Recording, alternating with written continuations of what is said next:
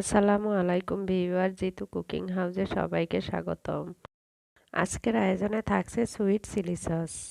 আমার তো খুব পছন্দের একটি সস। এই সসটি খুব অল্প সময় অল্প উপকরণে তৈরি করা যায়। আশা করি পুরো ভিডিও আমার সাথেই থাকবেন। আর ভালো লাগলে আমার চ্যানেল সাবস্ক্রাইব করবেন, লাইক কমেন্ট শেয়ার করবেন। কথা না বাড়িয়ে চলুন তাহলে দেখে আসি কিভাবে এই সুইট চিলি সস তৈরি করতে হয়। সুইট চিলি সস তৈরি করার জন্য আমি প্রথমেই নিয়ে নিলাম একটি পাত্রের মধ্যে মেজারমেন্ট কাপের 1 কাপ নর্মাল পানি। এই পানির মধ্যে আমি দিয়ে দিলাম 3টি শুকনো মরিচ। একটি বাটিতে নিয়ে নিলাম হাফ টি স্পুন কর্নফ্লাওয়ার। আমি একটু নর্মাল পানি দিয়ে কর্নফ্লাওয়ারটা গুলিয়ে রেখে দিব পরে ব্যবহারের জন্য। সুইট চিলি সস তৈরি করার জন্য কম ঝালযুক্ত শুকনো মরিচ নিতে হবে, তাহলে কালারটা খুব ভালো আসে। এবার 2-3 মিনিটের মতো সেদ্ধ করে নিব, তারপর ব্লেন্ড করে নিব। ব্লেন্ড করার পর এর মধ্যে আমি দিয়ে দিব 1/3 কাপ চিনি,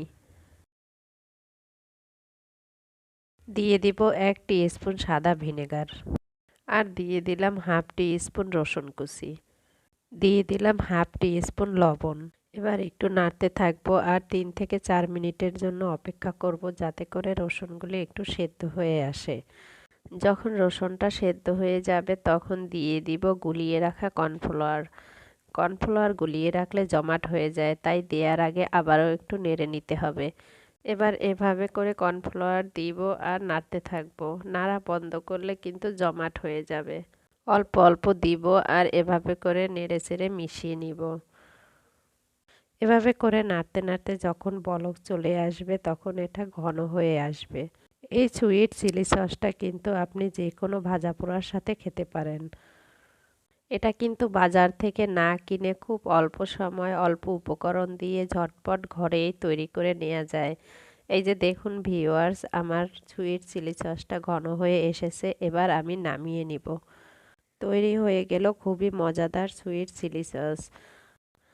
দেখলেন তো ভিউয়ার্স, কত অল্প সময় অল্প উপকরণ দিয়ে এই সুইট চিলি সসটা তৈরি করে নেওয়া যায়। এই যে দেখুন ঘনত্বটা এরকম হবে। চাইলে আপনারা আরও ঘন করতে পারেন, তবে আমার মনে হয় এর চেয়ে আর বেশি ঘন করার দরকার নেই। এবার আমি পরিবেশন করে দেখাচ্ছি। এই যে দেখুন ভিউয়ার্স, এই সসটা কিন্তু নামিয়ে নিলে আরও ঘন হয়ে যায়। এই যে দেখুন কতটা ঘন হয়ে এসেছে। আশা করি আমার রেসিপি ফলো করে বাসায় তৈরি করে নেবেন সুইট চিলি সস। আপনি কিন্তু বাসায় বিকেলের নাস্তায় যে কোনো ভাজা পোড়ার সাথে এই সুইট চিলি সসটা খেতে পারেন। এতক্ষণ কষ্ট করে আমার সাথে থাকার জন্য সবাইকে ধন্যবাদ। চাইলে এই সসটা কিন্তু আপনি ফ্রিজের নর্মাল চেম্বারে রেখে 3 থেকে 4 মাস সংরক্ষণ করতে পারবেন।